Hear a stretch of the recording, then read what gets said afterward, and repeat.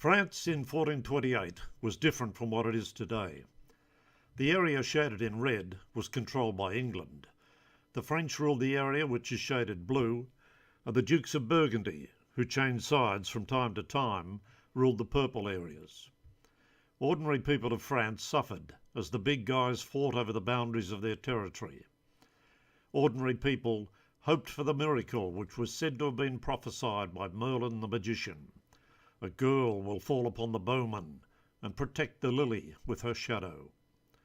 The bowman was the feared English archer, and the lily was the symbol of France.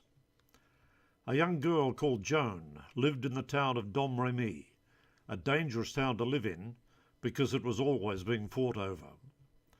Joan is said to have heard voices coming from the direction of the church near her house.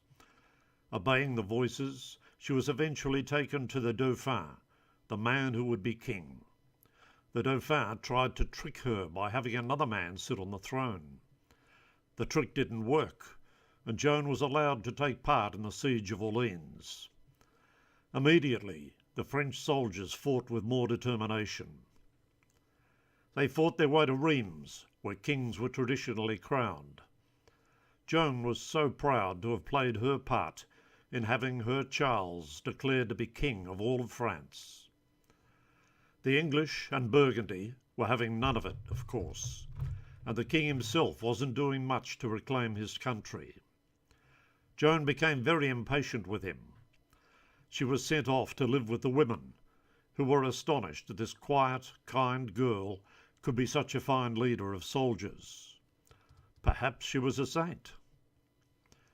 Eventually, Charles was persuaded to take up arms again, and Joan was once again at the head of a body of men, until she was captured at Compiègne. The English and the Burgundians could not have been more delighted. There'd be a trial, of course, but everyone knew what the result would be. While Joan waited in a dungeon, judges were appointed who would guarantee that she would be sentenced to death. Under severe pressure, she signed a confession of sorts, but even that didn't save her. She was taken to the city square in Rouen, where she was burned to death before a cheering crowd of English supporters. Some 20 years later, the English had been expelled from France. The Duke of Burgundy was brought to heel, and Joan had become a great hero.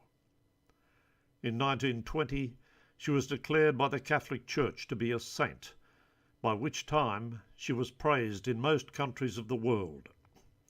Plays, books and films were written about her, and statues erected in her honour.